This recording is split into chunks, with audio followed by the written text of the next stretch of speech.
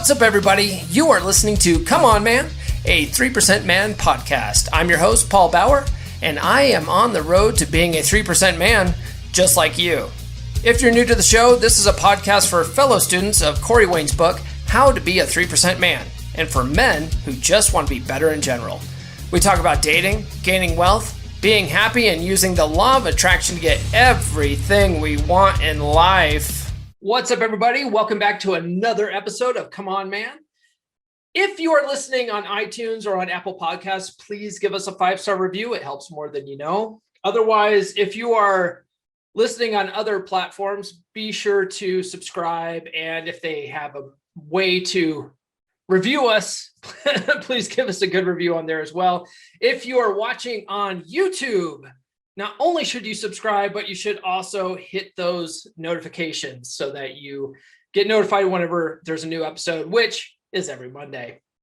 All right. This week, I have an interesting episode. I have the second ever woman to grace the presence of the Come On Man podcast. I have the Morgan May.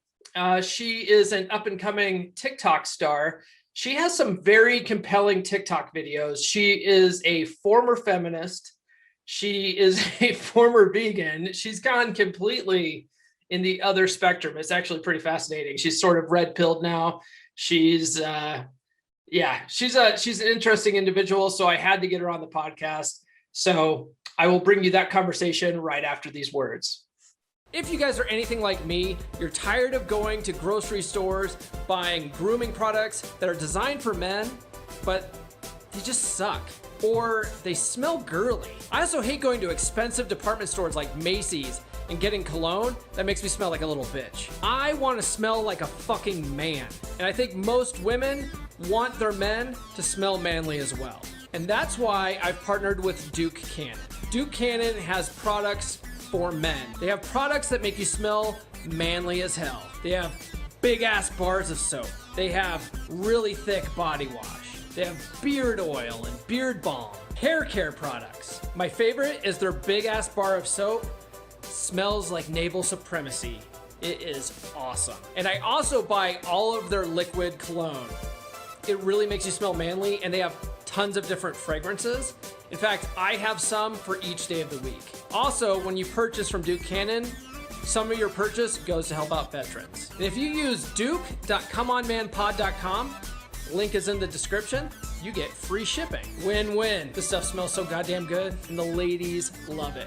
Trust me. Again, that's duke.comeonmanpod.com.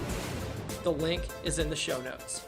All right, this week I'm joined by a very interesting woman. She focuses on cultural analysis, self-mastery, and challenging the status quo.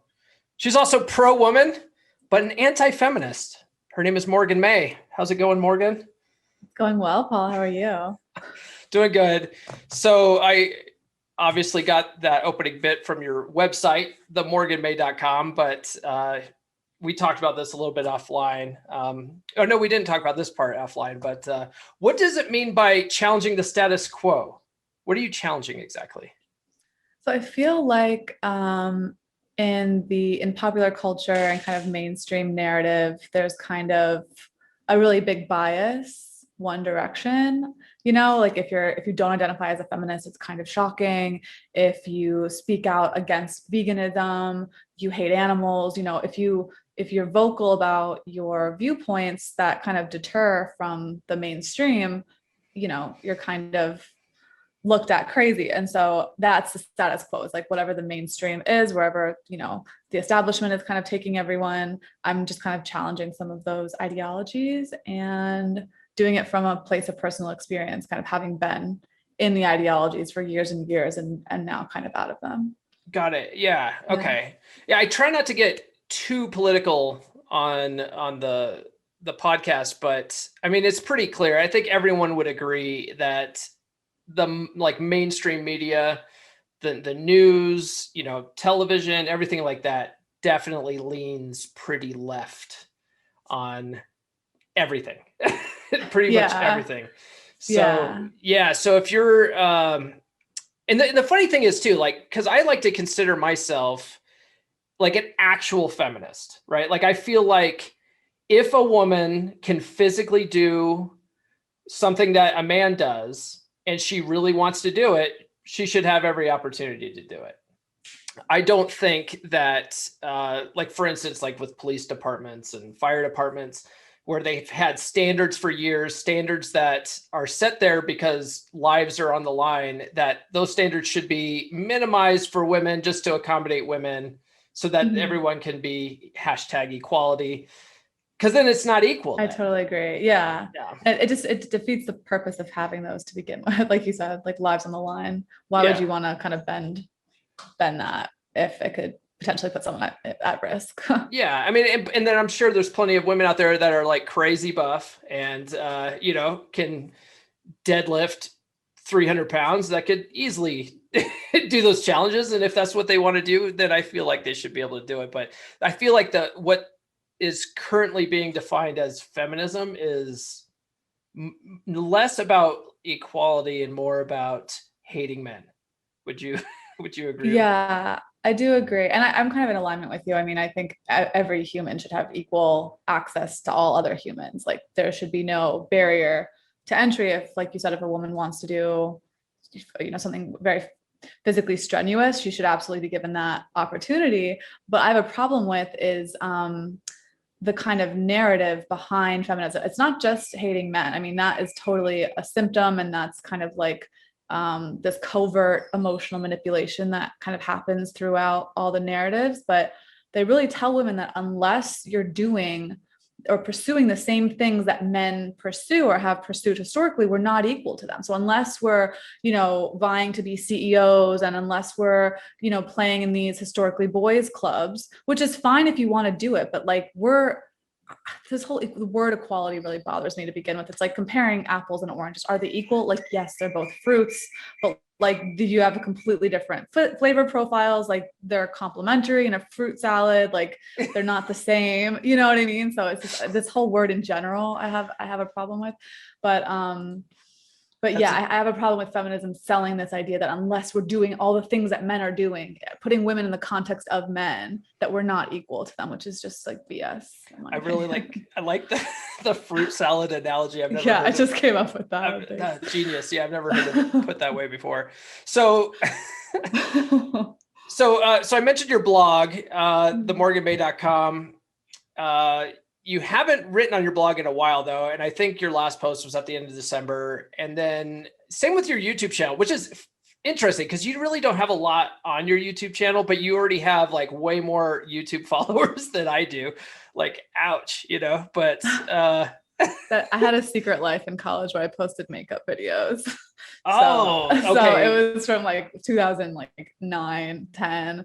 Like I just did it sporadically and grew a little following. And then I privated all of them and put up some anti-vegan stuff. Okay, smart. So, it's very much like what I did with my Twitter account for the podcast. I was in a bunch of like conservative groups on Twitter. Mm-hmm. And this is kind of just a inside baseball thing on like how conservative activists act on Twitter, but they get together in these little groups and they call them rooms, and they sit there and retweet each other's tweets, and they end up like putting each other on what they call follow trains and stuff like that.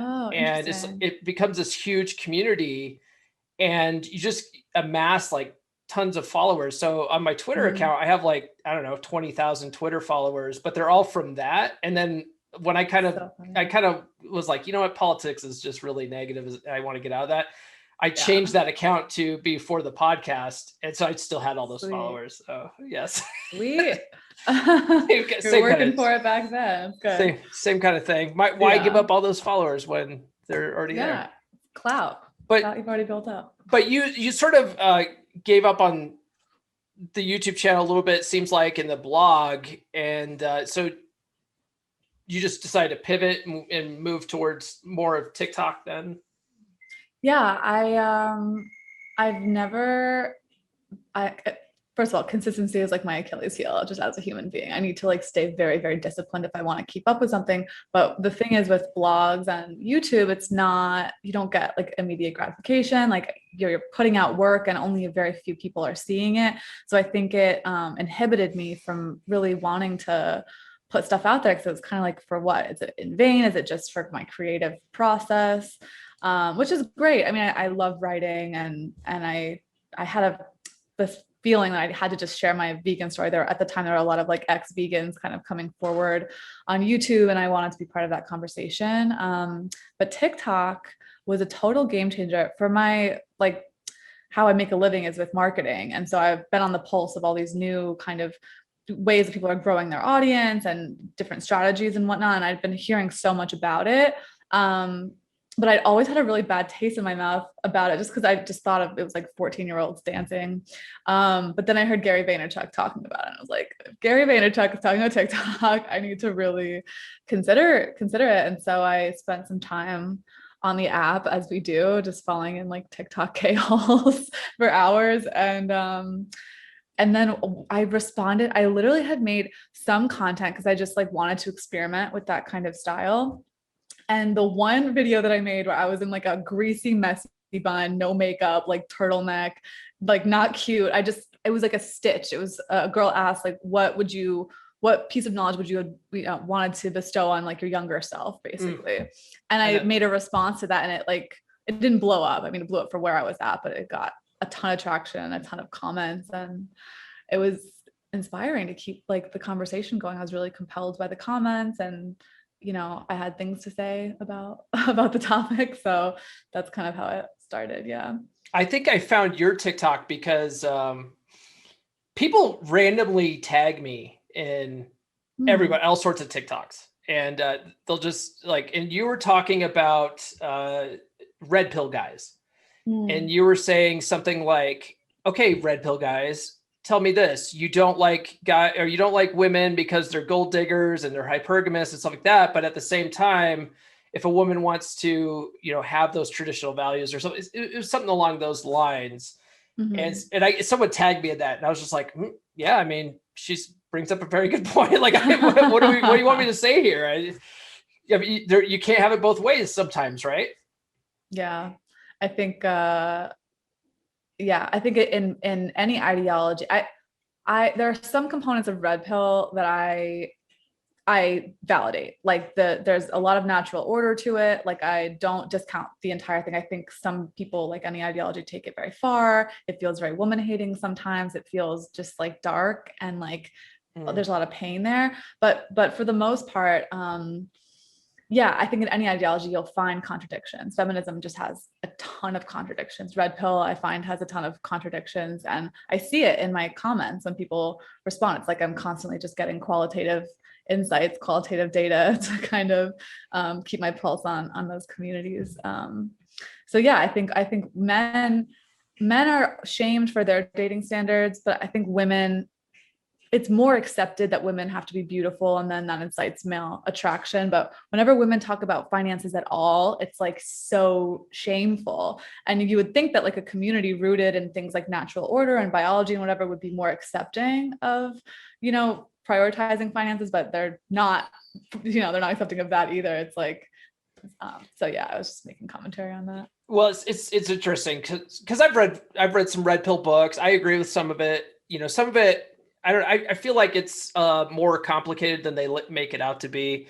But the thing I find is the men that find red pill books, like they'll read The Rational Male, for instance, by Rollo Tomassi, which is a good book, but it's very cynical. And if you've just had your heart ripped out, you're going to read that book and go, all women are evil. And that's really not the intent of some of these red pill authors, right? Their intent is, this is how women are. This is the natural order of things. This is how you become a better person so that you attract women better, right? Like that I'm all for, literally, right? 1,000% all for that. But that's not how some of these guys look at it. They look at it like, oh, women are just gold diggers, and I might as well just fucking give up, and all women are evil. And I'm like, for those guys, especially like the MGTOW guys, are you familiar with MGTOW? Yes. I do videos all the time, and they get a lot of traction, and it's all the MGTOW guys just justifying why they're quitters. And I'm like, don't get mad, guys, get better, and then they get all pissed at me, and I'm like, No, it's so true. And I think that's a common thread I see with feminism. It's like all men are trash, or MGTOW, we're not dating women anymore. It's like, guys, where is the personal accountability? Like if for many years where I was attracting just awful men, and then I took a look at myself and I was like, why am I the one that's a common denominator in all of this? And what can I do to improve myself? Because we're the only things that we have control over. You're not going to change all women. I'm not going to change all men, let alone like men's nature. Like I have to work with it as a woman and like, use it to my benefit, try to figure out how to improve myself so that I can benefit from it.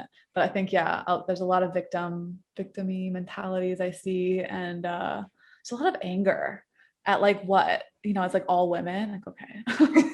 Right. Or all men, it's like, essentially half the planet's population. You're just gonna be mad at all of them. Yeah. Like I just don't know. It's ridiculous. I have to ask you, I keep hearing chirping in the background. Do you have a bird?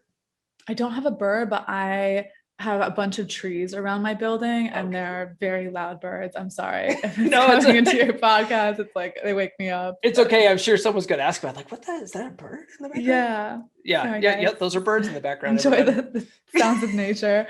Just serenaded you behind anti-feminist rhetoric. So your story is fascinating to me, and that's one of the reasons why I reached out and asked you to come on the podcast. So you did this video, and you already mentioned it a little bit, but you did a video a year ago about switching from being a vegan to a carnivore. You also used to be a feminist, and now you're not. Like, why such drastic paradigm shifts? Like, what was the catalyst to make you, like, I guess the term isn't woke, right? Because woke is going in the other like direction. Anti-woke. Yeah. Why'd you go back to sleep? I guess. No, I don't know. It's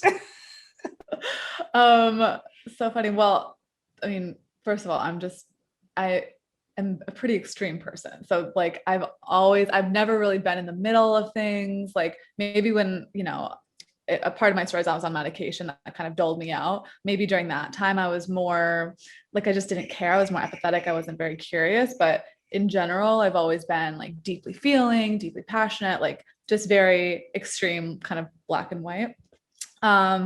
But the story is that when I was 17, I was put on psychotropic medication.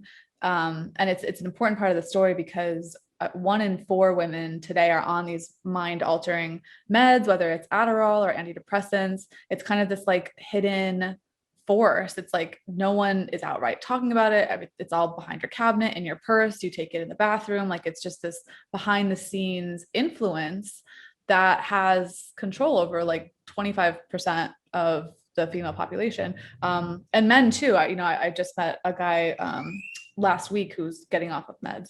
So it's kind of this, it's crucial because the minute I got off of them, I was on them for 10 years. One day I woke up and I was like, maybe I don't need these anymore. A couple things had happened in my life, tapered down off of them in the span of 11 months. And once I got off of everything, including like a 12-day Adderall meth withdrawal, it was just horrific.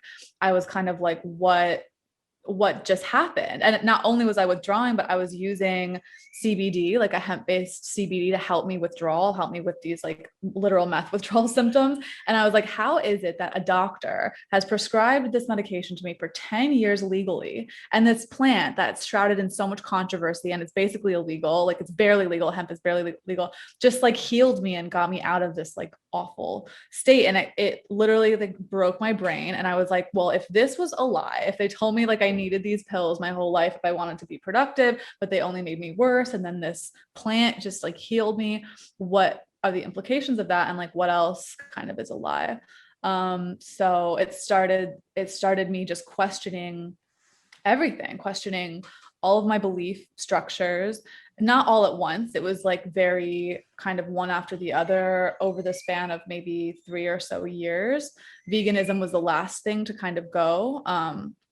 But feminism was like before that, and big pharma, the government before that, just a lot of awakenings about the truth of things. And it's because I think I'm more extreme and I'm not afraid of like the truth, and like if even if it's ugly, or even if it means I was wrong for 10, 15, 20 years. Since doing that, I mean, it's brought me just so, I can't even tell you, I'm like the most peaceful and happy and like centered and like authentic version of myself today. So now I'm talking about it on the internet.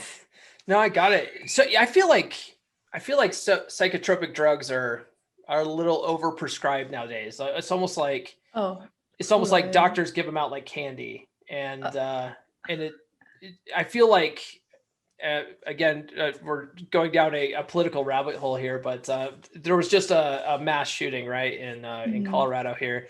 That's where I live. I live in Colorado, and so now everyone's like talking about gun control and stuff like that, but no one really talks about how a lot of these mass shootings occur and the shooters are on these types of psychotropic drugs. Oh, They don't absolutely. Doesn't go with the narrative. No, I mean, Big Pharma has so much money. Like, even if people did want to talk about it, they wouldn't be talking about it. But yeah, it's this like thing that no one is openly talking about. Mainstream media won't touch it, and I mean, it's school shooters, absolutely. But there's so much calamity with psychotropic meds. I mean, relationships, peril when people are put on them. Like, I had an incident when I stopped taking them, abruptly when I was 17. Like, there's just, when you're putting kids on them, especially like developing brains, it's, yeah. Thankfully, it's 2021. When I was put on them, I didn't even know about holistic psychiatry or plants or any alternatives basically to mental health. But there are a lot that are available now. So I think that conversation is definitely one I've seen being had. Yeah, definitely. You also, so in our DM conversation on Mhm. TikTok, and I think also you've done a couple of videos on it now. You also talk about birth control, like Yeah. impacting how women like feel, because I mean it impacts your hormones, right? Everything. Yeah. I mean, I was also on birth control. I went off of it in 2013, and I was still on so many other meds that I don't even know how it really impacted me. And I was so kind of unconscious. But um, I I now have, I think, 4 women in my life that I kind of influenced to get off of birth control, and they all have wild stories. Like, one of them was very much masculine, like in her masculine, like rock climbing, like, and I was having this like femininity awakening when we were kind of friends and hanging out, and we were so diametrically opposed. I kind of influenced her to get her IUD taken out, which she had, she'd been on birth control, I think she said, since she was like 14 or something. And right after that, having a huge femininity awakening in her body, dealing with trauma. Like, birth control makes women like men. It creates a male fertility cycle in women. A man's fertility cycle is a flat line. Like, you guys have a 24-hour cycle, but it's the same every single day. You don't vary day to day. I mean, your job is to propagate the species, so it should be like on point every day. Ours is cyclical. We're like cyclical, seasonal creatures, and like every week is different, every day is different, and that's the whole point. And it's what connects us to our femininity and like our nature as women. So I mean, I've had friends say that they're attracted to much different men. I have another girlfriend, she is just like a rock star in her career in finance and just kills it. She's like a founder of a crypto company, and she got off of birth control, and she was like, I'm kind of glad that I was on it, because I would have never like worked so hard. I wouldn't have had the thing in me to want that so badly. So it just totally changes how we think and how we relate to our bodies and our desires, who we're attracted to, like the whole thing. It's like all synthetic. It's like just we're a bunch of synthetic people walking around trying to like interact with each other. It's like this weird dystopia that I kind of pan out and observe sometimes. So I was just going to ask, like, do you recommend women do like IUD? But it sounds like you no pills, no IUD either. IUD No. is a problem too. Yeah, I mean, also I just think like what it's done to our And look, I have very strong opinions. I'm not giving any medical advice to any women, but thanks. I don't want to get the show sued. Yeah. What I think birth control has done to society at large, it's like it's just set women so far back. Like before, women made men literally give them a diamond freaking ring before they got the cookie, and now, because we don't have consequences, because we've been masculinized, because now we're thinking like men and acting like men because we're all on birth control, what has it done? But now men more than probably ever view us like objects, and we're good for sex, and then on to the next. And it's like, do we really want that? At the end of the day, like women, we don't want that. We don't. And sure, if you're an empowered woman or whatever, and like that's what you want to do, I'm not shaming you, but at the end of the day, typically women, we want commitment and partnership and someone to raise children with. So I just think on a macro level, it's done a lot of damage, and on a micro level, it's done a lot of damage. So you're in a relationship now, or I'm putting this out as a hypothetical. I'm not saying you are, because I don't fucking know, but let's say you're in a relationship now. It's a committed relationship. I would expect there to be intimacy, or are you a no sex till marriage type person now? I'm not a no sex till marriage type person, but I'm really not like liberal sexually. Not to say I'm not a sexual person, but like sex, like that act. I think that I guess what I'm getting at, I really want to get too personal into thanks into that. What would you recommend though? Like if someone having sex, it's just condoms, then is that no. So there's natural family planning. There's a basal thermometer called the Daisy, DAYSY. And all you do, it's completely non-invasive, non-hormonal. You just take it at the same time every day. So my friends take it when they first wake up. They used it when they were trying to avoid pregnancy with their partners, and then they were using it when they were trying to get pregnant. So it'll tell you when you're ovulating. Women can really only get pregnant like 7 days out of the whole month, because the egg is good for like 2 maybe, and then the sperm can like live in you for a certain period of time. So it will tell you what your range is and when to maybe abstain or to use condoms or whatever. So just being informed about your body too can really help, because if like I know I feel more intensely when I'm ovulating. And so even just having that knowledge about your body on that level could help way more than just getting pregnant or avoiding getting pregnant. It also connects to an app that you can share with your partner. So there's options today, that don't involve invasive hormonal birth control, that just you have a lot of consequence for. Got it.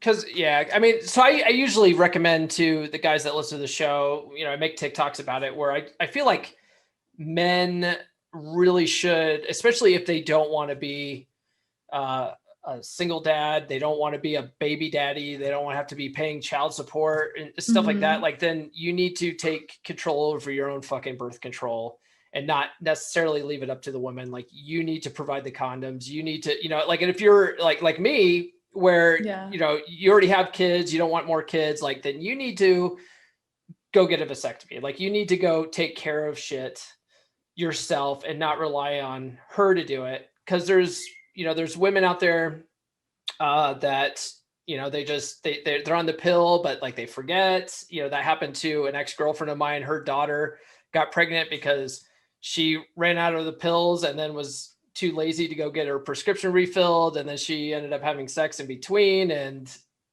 bada bing, bada boom, she's a mom now. And, it's just like, I tell men, like, women can do whatever they want, but you really need to, if you really don't want to be in that position, you need to take it upon yourself to figure out how to prevent that yourself. Yeah, I completely, we can only control ourselves at the end of the day. If you're like literally giving that responsibility, like the biggest thing that could change your life forever, to somebody else that you don't have control over, like, you're putting yourself at risk. So I totally back that logic. Oh, good. We're on the same page then. All right. Yeah. So in one of your videos, your TikTok videos, you talk about fixing daddy issues being a big deal on your path to Mm. stopping hating men. Can you explain that a little bit there? Like, what you did there to heal your issues with your father? Yeah. First of all, I feel like this topic gets like thrown at feminists a lot, or thrown at women, like daddy issues, which is unfortunate. I feel like dudes have daddy issues. yeah. Thank you so much for saying that. I've been seeing that lately, like with very toxic not toxic masculinity, like real masculinity, like men. Like I had an altercation with a guy that was like physically intimidating me. I'm like, this is not real. No truly masculine man would ever make a woman feel unsafe intentionally, Mm-hmm. So yeah, and he had like issues with his dad, whatever. So I completely agree. But yeah, with that, my I love my dad. My dad is like, we have an incredible relationship now. And he was a really great father growing up, but there was I don't think anyone really has perfect parents. And there was some work to do in that relationship. And when I was about, I think, 27 or 28, um I mean, I'd moved to Denver. I was kind of living out of New York where he and the rest of my family are. And so there was some space. And, I just really forgave him for so much. I started humanizing him. And You I didn't also, you didn't view him as a human before that, really, or? I did, but I feel like, with parents in general, they're like these kind of demigods, and they have so much responsibility. They're like these archetypal beings that are responsible for so much. But at the end of the day, that we're like a planet of children raising children. Like my dad was 23 when he had me, you know what I mean? So Mm-hmm. just really seeing that full picture. And I think I needed some space to kind of do that. It was really once I got off of meds. Like once I got off of meds, like I just started like healing so deeply. Like I just started shedding all of these layers, including belief structures that I had about my parents, like just slowly started like seeing the truth of them, and just forgiving and having like an adult relationship with them. And once I did that and just kind of like let it all go, it was just everything else like fell into place. I really feel like that was the majority of like the feminist thing, once I kind of let all that pain or whatever was there like leave, what was left, like I just stopped feeling like a victim in general. Like I stopped hurting. I didn't have that pain that I was holding on to. And yeah, everything kind of fell into place after then. So I encourage anyone to do that work. I think everyone has at least parent issues with at least one parent. So Yeah. it's really transformational. One thing, I wouldn't really categorize it as a daddy issue per se, but one thing that like I learned or I realized about my dad over the last year, and I sort of knew it, but I never really like put a lot of thought into it until this last year, where I started reading all these books on like relationships and, how men should be treating women and stuff like this. And I realized that we all learn relationships from our parents, right? We grow up watching them, we see how they interact. And so when I ended up getting married, I got married like really young, like 20, like an idiot, and got married and immediately treated that relationship just like my dad treated the relationship with my mom, which is like, you just get super comfortable and like, this is just how life is now. You don't have to try anymore. And, like I already bought the cow, so like, why do I have to do anything? And that's really how my dad, like if I go and I hang out with my parents, they're still together. Bless their hearts, but I feel like they're together out of spite more than anything. And they're just so old now that, if they left each other, it'd just be like, what are they going to do? So they're stuck. But I look at it now just going, man, that is absolutely not how relationships should go. And I don't want to be that way. And like, so that's one of the things that I realized watching like my dad is, oh, I was just like him, cats in the cradle. And and I'm like, now that I'm like in my my early 40s, I'm like, I'm just now realizing this, like, oh shit.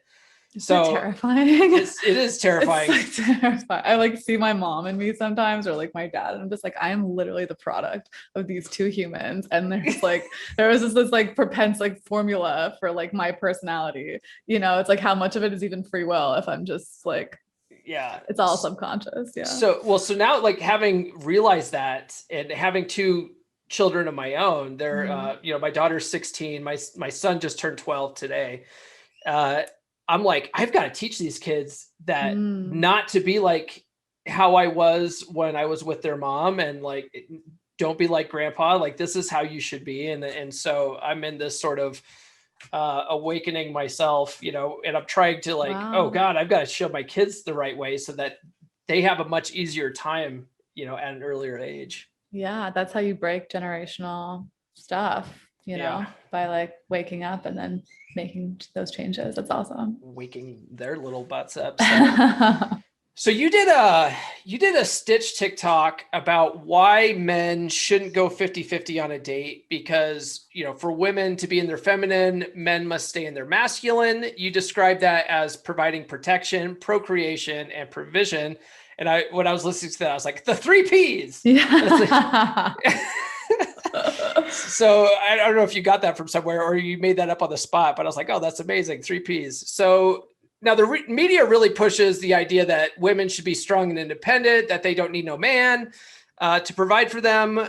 And then I even have some guys that are very like, you know, cynical, trying to weed out gold diggers in their dating life. So they're like, oh no, I'm going to make her pay half. I'm like, that's not taking the tone, or that's not setting the tone and taking the lead, man. You're like, Yeah. I really believe that men should at the very least pay for the first two dates. And if a woman's like insisting on paying, then okay, you can plan and pay for the third date if you want, you know, and that's, but really, I feel like the man should pay, you know, and so I wanted to get your take on that. Like, what would you say to women that feel that they should pay, and what would you say to men that don't want to pay? Okay. So women who feel like they should pay. This is my logic. It costs me well over like $1,000 to show up on a date. Like all of the time, not only money, but all the energy that I spend picking out the clothes that I then buy and then decide. Like I got ready for a date. I'm going somewhere after this podcast. I tried on like 4 different skirts, 3 different tops. Like there's so much effort that goes into like the pre-party, right? Like what women do before they actually show up for a date, like time, energy, that it's like the least that you could do is feed me, you know, after I'm like showing up in my fullness, and also giving you something that you value. Like men value beauty and femininity, and you know, we make it look very easy, but it takes so much time. It takes me like 2.5 hours sometimes to get ready if I'm really like going all out, depending on where we're going. So like that's how I break it down economically. So for women, I guess, who are more logical, you know, that's how I explain it. But just from like an energetic standpoint, like I just find so much harmony in masculine, feminine polarity and dances. And when a man pays, if he's the right kind of man, in my opinion, like it'll make him feel more like a man to kind of take care of you. And not only that, but like I was listening to a talk by Dr. John Gray, the author of Men Are From Mars, Women Are From Venus, and he talks about how when a man gives to a woman, his testosterone raises, and conversely, a woman's estrogen raises at the same time, and that creates a bond. So if you're not allowing a man to like give to you like that, you're inhibiting the ability for you to bond with him. Like it's science, energetic, economics, like there's all of that argument. And then for men, if you're, I really, this might be controversial, but like I think if a man is with a woman who is insisting on paying and does not understand her value as a woman in that way, or isn't putting in that time, or, you know, I feel like it's a self-worth thing sometimes, or maybe, you know, they're not clued into it or haven't thought about it. But to avoid those women, I feel like if you're with a very masculine woman, there's always going to be difficulty in your relationship. There's going to be competition, there's going to be control, like her trying to control you. There's going to be nagging and nitpicking. Like, you don't want that. Like, to me, as a man, if I was a man and I was dating and I found a woman that didn't allow me to hold the door open or didn't allow me to pay or didn't allow me to be a man, I would just steer clear of it, because I just don't think that that could end well if I, as a man, like, value the dance as well. Yeah, that makes sense. So, and I think a lot of the guys that listen to the podcast, this podcast was basically built off of a community of guys that read a book, and the book's called How to Be a 3% Man by Corey Wayne. And so almost all the listeners have at least read that book once. And there's a story in the book where Corey was dating this woman that was totally in her masculine. She was just raised in this way where she was always the leader and stuff like that. And so he would take her on dates, and she would tell him like, oh no, turn left here, turn right here. And he'd be like, hey, I got it. I've got it planned out. And he said it was just so much work trying to get her to relax and be in her feminine that it just was a complete turnoff for him, because he was just like, there was no polarity. So he ended up breaking it off with her. He's like, she was a great woman. She was very smart. She was very driven, but it was like, I just couldn't get my head around the fact that how masculine she was. So it's such a shame. And I feel like it happens more and more. I see it with some close girlfriends, like, that I think are just incredible humans and women, but it's like this programming. I feel like in 2021, we're so far away from, when the culture really did have traditional values, that it's, I kind of call it, it's like a photocopy effect. If you take a book and you photocopy the book, you have that one copy, that you lose the book, you have to make more copies, you photocopy the photocopy, and then it goes on and on and on until what you have is like barely legible. It's kind of like everyone is at that point of like trying, but there is still some, pure femininity out there, but I think women learning how to be women, like we're not taught how to be women like we kind of used to be, or these kind of skill sets that enhanced our femininity, and how to even be in relationship with a man. That used to be in magazines, you know what I mean? And what to do as a new housewife, like things like that. So it's just less valued, which is so unfortunate, because I think it's causing a lot of rifts in relationships, as you mentioned. Yeah. I mean, I think it's a lot of that sort of stuff is what's impacted like the divorce rate. I mean, it's like the divorce rate's astronomical and stuff. I don't know if you get this in any of your TikToks, but I get TikToks or I get comments in the TikToks a lot of times is from bitter women, and they're like, oh, no wonder you're single, or are you married, or, stuff like that. And when I get the comments about like, are you married? I always like laugh at that, because I'm like, marriage really isn't a measure of success in a relationship anymore, because lots of people get married and then they're miserable and then they end up getting divorced. Yeah. So why are you even asking me that? Yeah. Well, it's just like a dig. I feel like trolls online, bitter women and men will just, for me, it's like my appearance. They'll say I'm a 2 out of 10. Like, so I feel like they just try to find low blows. I'll get digs like that. And I'm like, what are you talking about? I'm at least 11 out of 10. I just thank them. I said, thank you so much. I really needed that today. Yeah. Thanks for knocking me down a peg. I needed that. My ego needed a check.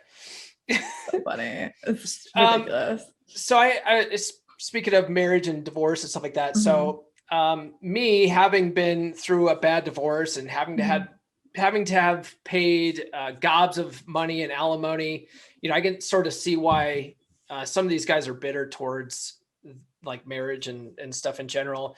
And it's one of the reasons why I would never get married again without like a prenup and separate banking accounts. So, a lot of that being said, a lot of your videos talk about wanting to find a traditional male provider.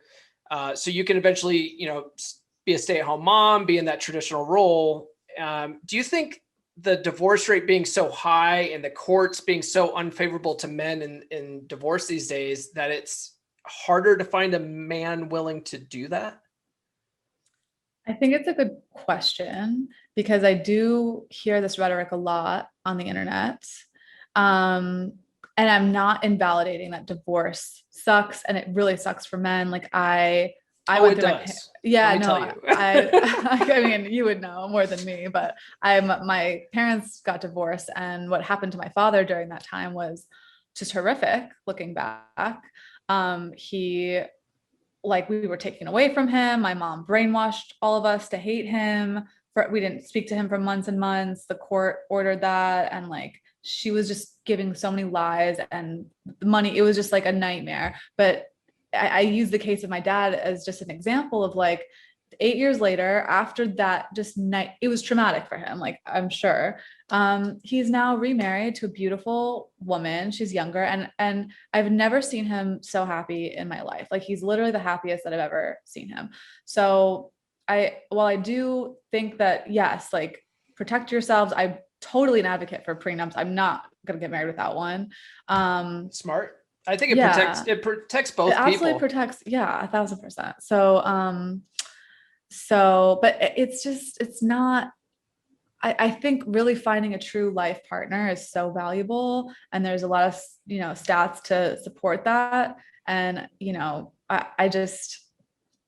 I don't think that it's just a lost cause of the whole, finding a life partner thing should be thrown out the window. Now, whether you want to like, put it on paper and involve the government is up to you. I haven't figured out a way to like stay protected myself without involving the government in a long-term partnership like a marriage. But yeah. And also, for me, as far as finding them, I think with higher, and this is not a dig to anyone, but just my dad is very high earning. With the higher earning men that I date, a lot of them, that they are looking for that. Like they're not kind of scared of it. And I think either they have prenups and they know the game, they have the lawyers, or they have the money that if they did, lose some, it wouldn't really knock them on their ass. So I think that they're less kind of afraid of it. And a lot of the my dad's friends, for example, like a lot of them have second wives.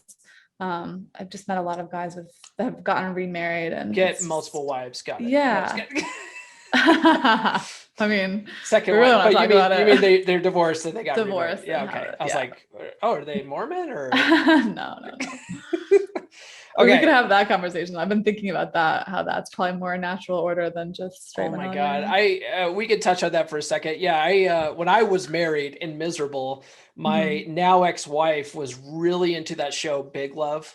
Okay. Are you familiar with it? I am. Yeah. And I just remember sitting there in that show going, how could he deal with this bullshit? Like I have a hard time. Can't handle one. I can't deal with your problems and your nagging all the time. Like I don't want two more. Yeah.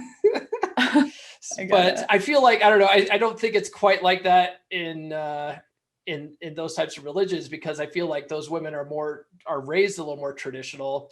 Exactly. So, I think in like in Muslim communities and like more religious communities, there totally is, and more of a, you honor natural order and femininity, masculinity a little bit more than maybe our culture today. So maybe it's not as bad as maybe just become a Mormon, Paul. I'm close enough to Utah. I'm close enough. I might want it. They're always they're hiring. They're coming to my door. They're coming to my door all the time. Okay. So now you were in the comment section of one of my videos. And so in one of my videos, or actually a lot of my videos, in fact, I just did one today. And what I tell men a lot, and it comes straight from How to Be a 3% Man, the book, is that it's not the man's job to bring up relationship stuff. And I found this like just personally, because I was always the guy trying to put a label on shit. I was always the guy, like, if I started dating a woman and I really liked her, maybe if we've seen each other for a few weeks, I was just like, so where's this going and stuff like that. And that would always turn them off. And in the book, they explain it. Corey explains it, where that oftentimes men are very visual. So we can fall in love like immediately. Like you walk in the room, you have that sachet, you got your hair done up and stuff, like we're immediately like, okay, we're all in. We're already like imagining having babies, like what the white picket fence is like. Is it a slight off white fence? I don't know. But we're picturing all this stuff immediately, after we've just met. Whereas women, they need, they're not quite there yet. They need to have they need to be emotionally invested a little bit. before they, they fall in love and stuff. So that oftentimes takes a little bit longer for women, whereas men are just like, I'm done.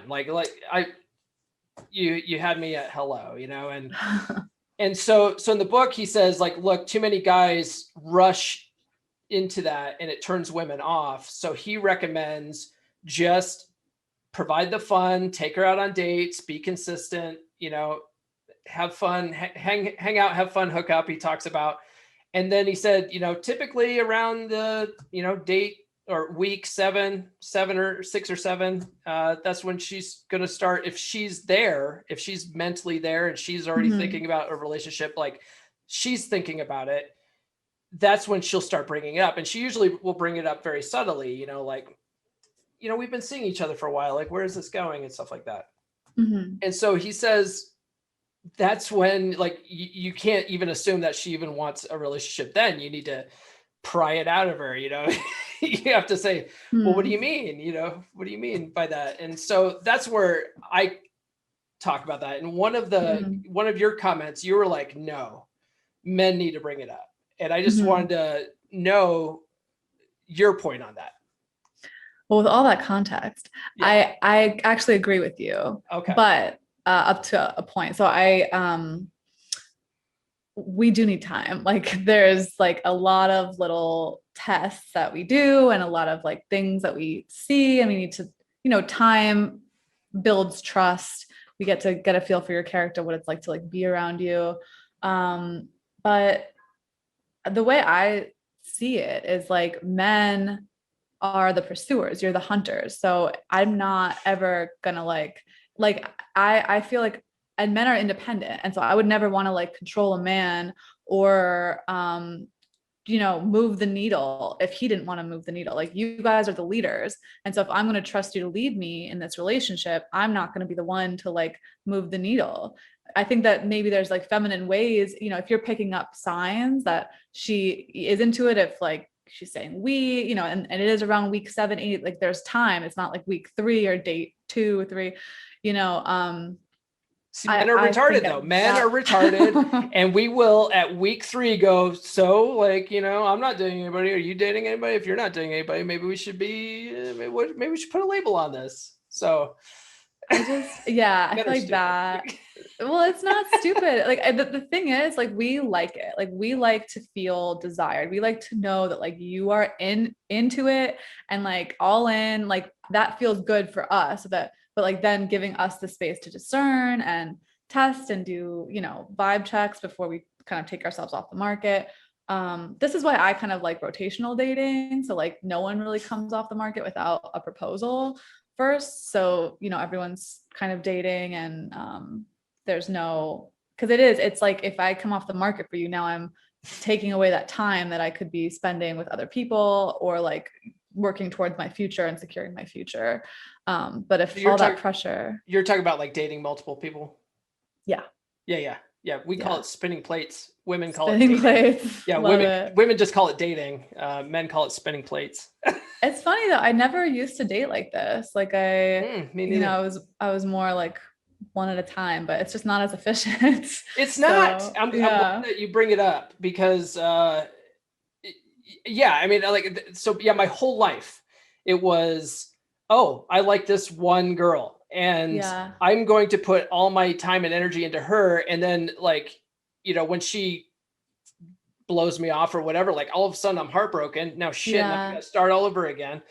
And that's how I spent my whole life dating until I started reading these books. And I was just like, wait a minute, dating multiple women, like that always seemed like such a headache, but it's way easier because you have more emotional control, like now you're not so heartbroken. You just like go to the next one. It keeps you like logical too. And like more removed, not in like a emotionally detached way, but just, like you're not married to this person. I feel like another thing with modernity is that it's like stripped away the value that we used to have on marriage and lifelong partnership, replace them with all these like small relationships throughout a lifetime that just lead to so much trauma and heartbreak and whatever, but it's not natural. Like, I don't think, I don't want to be in a relationship for the rest of my life, just like hanging out, I'd like to move on with my life and start families and whatnot. So they used to like date on rosters and they wouldn't come off the market, or like if someone was going steady, they were technically still on the market and they could still date other people. They were just consistently dating one person. So much better, more efficient approach, I think. Yeah. Especially you see a lot of videos, or I see a lot of videos too, on like people getting ghosted and they're heartbroken because someone got ghosted. And I'm like, I don't give a shit, because like I'm usually texting like, 3 or 4 women at a time. Oh, this one stopped texting me. I don't care. I've got these other 2. Like, whatever, man, whatever. Your loss. So yeah. So we're at an hour here. So let me ask you just one last question. We'll wrap up. One of the best themes that you have consistently in your videos is to stop being a victim. And I love that. Instead of people holding themselves accountable, they want to blame others. You see so many like videos on how everyone's a fucking narcissist these days. Like now everyone's a narcissist. So like, and we see it in just many areas of our lives these days. And the media seems to want to put everyone into victim groups. How do you think we can wake more people up and snap more people out of a victim mindset? Well, I think that unfortunately, the truth about being a victim is that it could be quite addictive to the body. These feelings of like, oh, everything's happening to me. It's a very disempowered state. You don't really have to work towards anything. So I think a lot of people are choosing to stay there, even if there's content kind of calling it out or whatnot. Like, and I've had it with some friends that I used to have that we grew apart because it just, there's too much disalignment or misalignment, but people don't want to change a lot of the time. So, but for the people who do want to change, I think it's really important to, like, I kind of call it planting seeds. Like, I think when I open my mouth and just talk about my experience, like talking about how I used to hate men, and this is what I did to not hate men, and now I'm way happier. That's anecdotal evidence. That's compelling. It's like someone who hates men and knows they hate men is hearing that, even if they don't act on it right away, it's planting a little seed in their brain. So I think just really speaking out about your experiences, speaking out about how you used to be in your marriage and just kind of like letting it happen to you versus taking control and now empowering yourself with knowledge, like that's all so powerful. And the people who want to hear you and who are on the path of really wanting to be better and feel better and do better will hear that. So I think that could be really powerful. Well said. Well said. All right, everybody, you can follow Morgan on TikTok. I'm going to put a link to her TikTok channel in the show notes. I'll probably put a link to her blog on there if she ever updates it. And, you guys I'll update it. You can check it out. But no, definitely check her out on TikTok. She has some really compelling videos. Is there anything else you want to plug, Morgan? No, that's it. The site, TikTok, find me on Instagram at the Morgan May, everywhere. And thanks so much for having me, Paul. This is excellent. All right. I'm glad you liked it. You had some really good insights. Thank you. All right. I will see you on the TikToks. See you. I don't know if you heard that. That was my dog. She's making all sorts of noises over here, but all right. Thanks, Morgan. Morgan, thanks again for joining me. It was a very interesting interview. And I just want to say thanks for getting back to me when I asked you what your availability is. There are some other female TikTok creators that I've reached out to, and they're like, oh yeah, sure, I'll come on the podcast. Yeah, I'd love to. And I'm like, oh great, perfect. What's your availability? And then fucking crickets. Or, I'll ask them their availability and then they'll take 3 fucking weeks to get back to me. It's like, look, I don't need you on here that bad. But you're just a gem to work with. You got back to me immediately. You're very open, and I appreciate that. So you have an open invitation to come back anytime you want. All right, guys, I hope you enjoyed this episode. Otherwise, we'll catch you next week. Thank you for listening to Come On, Man. If you're new to the podcast, I highly recommend reading How to Be a 3% Man by Corey Wayne at least 10 to 15 times. I recommend you watch his coaching videos on YouTube, and I recommend that you engage with other 3% men in our 3% Man Facebook group. Links to all of these are in the show notes. If you like this episode, please give us a good rating on your podcast platform of choice and share with all of your bros. Now go out and get it.